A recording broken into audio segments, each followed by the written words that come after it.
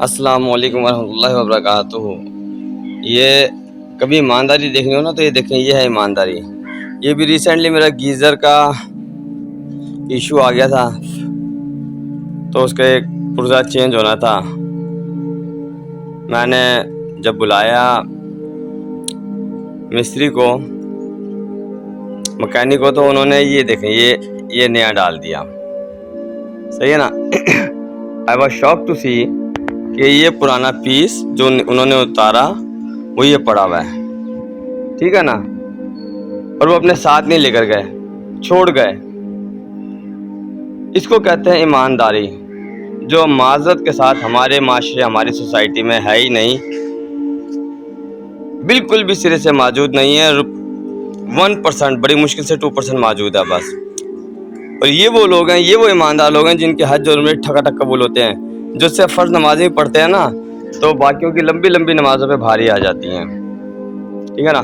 تو وہ لوگ جو رشوت کو مٹھائی کہہ کے لے لیتے ہیں، ملاوٹ کو اپنا حق سمجھ لیتے ہیں اور ناپ تول میں فرق ڈالتے ہیں،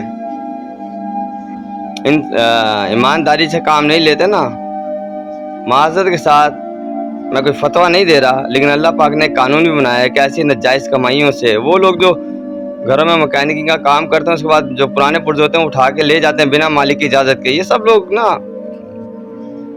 اللہ تعالیٰ نے قانون بنایا ہے، نہ ان کی حج قبول ہے، نہ اس پیسے سے، نہ ان کمائیوں سے نمازیں قبول ہیں، نہ مسجدوں میں لگایا ہوا قبول ہے، نہ عمرے قبول ہے، نہ زکاتیں قبول ہیں، نہ صدقے خیرات قبول ہیں ان کے، کیونکہ جو ان کے پیٹ میں لقمہ جا رہا ہے نا وہ اس کمائی کا ہے جس کمائی کو اللہ پاک نے ممنوع قرار دے دیا اور منع قرار دے دیا۔ اللہ کے نبی نے تو تجارت بھی کی تو ایسے کی، جب حضرت خدیجہ کا مال بیچا تو اس کی کمیاں کوتاہیاں بتا کے بیچا کہ اس مال میں یہی کمیاں ہیں۔ اور ہم آج کیسے تجارت کر رہے ہیں، کیسے نوکریاں کر رہے ہیں، کیسے کاروبار کر رہے ہیں، ملاوٹ، 2 نمبری، رشوت کو مٹھائی کہہ دینا، اپنی سیٹ کا حق کہہ دینا، ناپ تول میں فرق ڈال دینا، سب ہم نے جائز، ہمارے اپنے ہی فتوے ہیں۔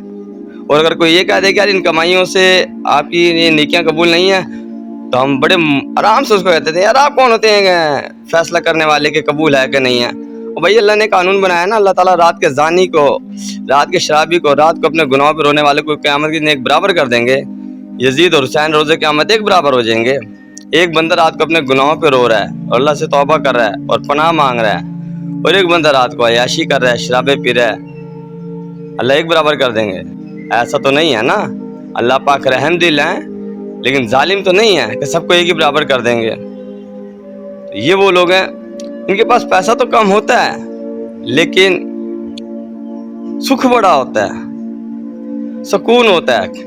جب میں نے ان کو فون کیا، میں نے کہا میرے تو وہ کسی کام کو نہیں تھا پرزہ، آپ لے جاتے تو انہوں نے کہا بھائی یہ خالی پرزہ میرے گھر میں نہ جاتا، ساتھ ہی میرے گھر میں اسپتال بھی جاتا، میری اولاد کل کو رام خوری کرتی، بگڑ جائے گی، تو میں لانے بھیجتا ہوں اس ایسے ایک پرزے پہ جس کی وجہ سے میری زندگی رل جائے۔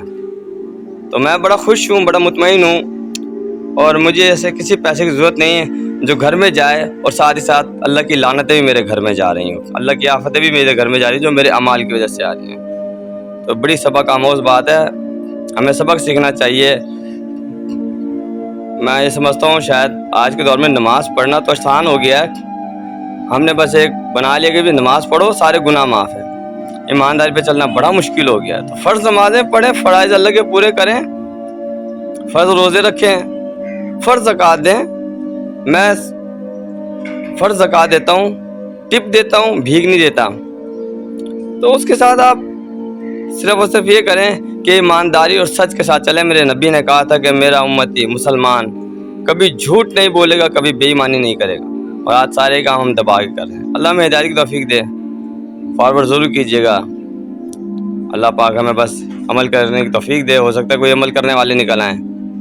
پیارے دوستو، رسول اللہ نے فرمایا، سچوا اور امانت دار تاجر قیامت کے دن انبیاء، صدیقین اور شہداء کے ساتھ ہوگا۔ ترمذی 1209۔ دنیا کے منافع ختم ہو جاتے ہیں لیکن ایمانداری کا منافع ہمیشہ باقی رہتا ہے۔ جھوٹ سے وقتی فائدہ ہو سکتا ہے مگر سچ سے ہمیشہ اللہ کی برکت حاصل ہوتی ہے۔ اپنے کاروبار کو نفع سے زیادہ برکت والا بنائیں، ایمانداری سے تجارت کریں۔